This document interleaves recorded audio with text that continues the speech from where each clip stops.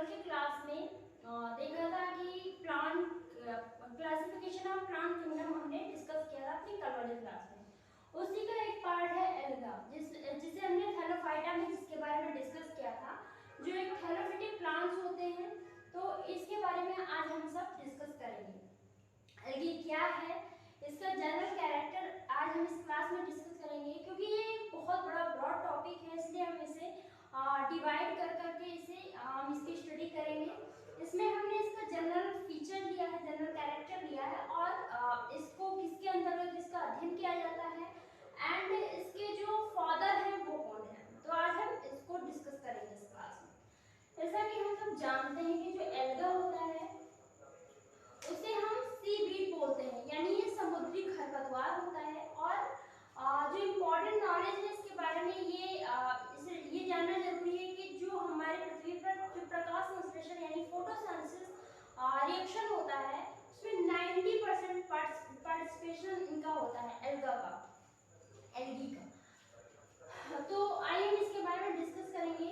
The branch of botany deals with the study of algae is called phycology, यानी botany की वो branch जिसमें हम एल्गी की स्टडी करते हैं उसे हम फाइकोलॉजी बोलते हैं।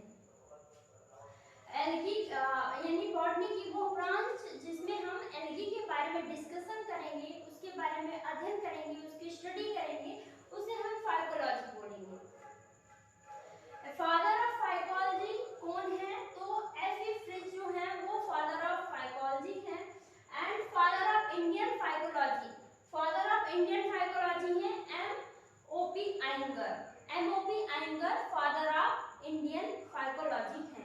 आई होप आपको ये चीजें पता हो गई होंगी कि फादर ऑफ फाइकोलॉजी कौन है, फादर ऑफ इंडियन फाइकोलॉजी कौन है, और हम किसके अंतर्गत एल्गी की स्टडी करते हैं, ये किसकी ब्रांच है।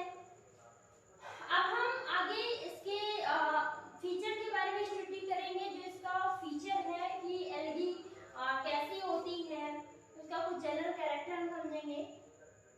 दे are mostly chlorophyll containing autotrophic thalloid plants. ये मोस्टली क्लोरोफिल का, इनमें मोस्टली क्लोरोफिल पाया जाता है और ये ऑटोट्रॉपिक थैलॉइड प्लांट होता है। जैसा कि हमने कल वाली क्लास में डिस्कस किया था कि जो इनका जो स्ट्रक्चर होता है, जो इनका बॉडी स्ट्रक्चर होगा वो थैलस के जैसा होगा। इनकी बॉडी थैलॉइड होती है और ये क्लोरोफिल इनमें पाया जाता है, क्लोरोफिल बेयरिंग प्लांट्स होते हैं। They occur in a variety of habitat but majority of them are aquatic। ये क्या होते हैं? ये विभिन्न प्रकार के हैबिटेट्स में पाए जाते हैं। ये हर स्थान पे पाए जाएंगे, लेकिन जो इनकी मेजॉरिटी है कि मेजॉरिटी में केवल एक्वाटिक होते हैं, केवल जल में ही पाए जाते हैं मेजॉरिटी में। The plant body does not show tissue differentiation. It is composed of two parenchymatous cells, tissues. Sorry. The plant body does not show tissue differentiation. जैसा कि हमने अभी कल वाली क्लास में हमने डिस्कस किया था कि जो थैलॉइड प्लांट बॉडी होती है इसमें रूट, स्टेम एंड लीव्स में डिफरेंशिएशन नहीं पाया जाता है। तो ये इनका जो टिश्यू होता है उसमें कोई डिफरेंशिएशन तो नहीं होता, नहीं दिखता है। एंड जो इनकी बॉडी होती है, जो इनका टिश्यू होता है वो ट्रू पैरेंकाइमेटस टिश्यू से ये कंपोज्ड होते हैं। इनकी बॉडी, इनकी जो प्लांट बॉडी होती है वो ट्रू पैरेंकाइमेटस टिश्यू से कंपोज्ड होती है। एंड जो इनका टिश्यू होता है वो डिफरेंशिएट नहीं होता है। इनकी body leaf, stem and roots में डिवाइड नहीं होती है। आई होप आपको समझ में आया होगा। They may be unicellular as well as multicellular। ये यूनिसेलुलर भी हो सकते हैं और मल्टीसेलुलर भी हो सकते हैं। The multicellular thallus may be colonial, filamentous and siphonous। देखो ये जो मल्टीसेलुलर थैलस होंगे ये कॉलोनियल फॉर्म में पाए जाएंगे, यानी कॉलोनी में भी रहते हैं। ये फिलामेंटस भी होते हैं और इनका फिलामेंट्स जो होता है ब्रांच भी हो सकता है, अनब्रांच भी हो सकता है। हम आगे की क्लास में फिलामेंट्स के बारे में अलग से डिस्कस करेंगे।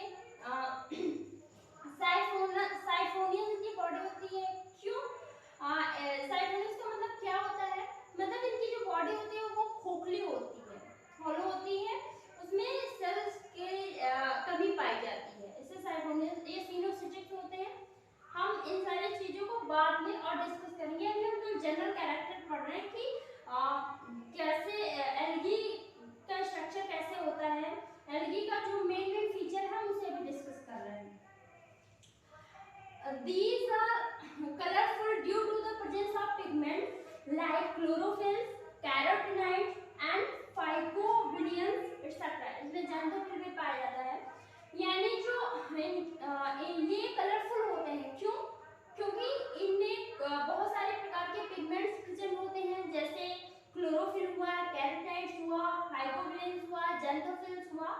तो ये इसी कारण से ये बहुत सारे कलर्स को शो करते हैं, बहुत सारे कलर्स में दिखते हैं, जैसे ब्लू ग्रीन अलगा हुआ, येलो होता है, गोल्डन ब्राउन होता है, रेड कलर का होता है। तो ये इसी कारण रंग बिरंगी दिखती है हमें, क्यों? क्योंकि उसमें बहुत सारे प्रकार के पिगमेंट्स प्रेजेंट होते हैं। फ्लेजला हेल्प इन लोकोमोशन, इनमें फ्लेजला पाया जाता है, फ्लोरल स्ट्रक्चर पाया जाता है जिसे फ्लेजला बोलते हैं। ये लोकोमोशन में हेल्प करता है इनके।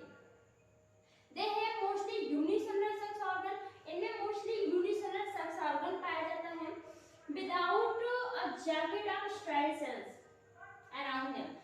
मींस इनमें जो सेक्स सेल होते हैं ये मोस्टली यूनिसेलुलर होते हैं एंड इनमें जो जैकेट स्टेराइल सेल पाई जाती है उसके अराउंड वो एब्सेंट होती है।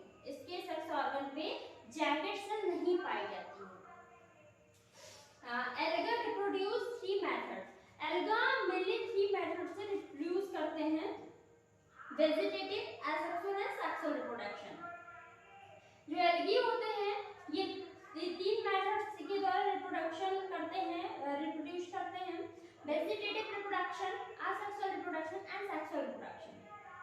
Embryo is not formed after gamete union, यानी जब गैमेट का यूनियन होता है, जब दोनों गैमेट मिलते हैं तो इसमें एम्ब्रियो का फॉर्मेशन नहीं होता है।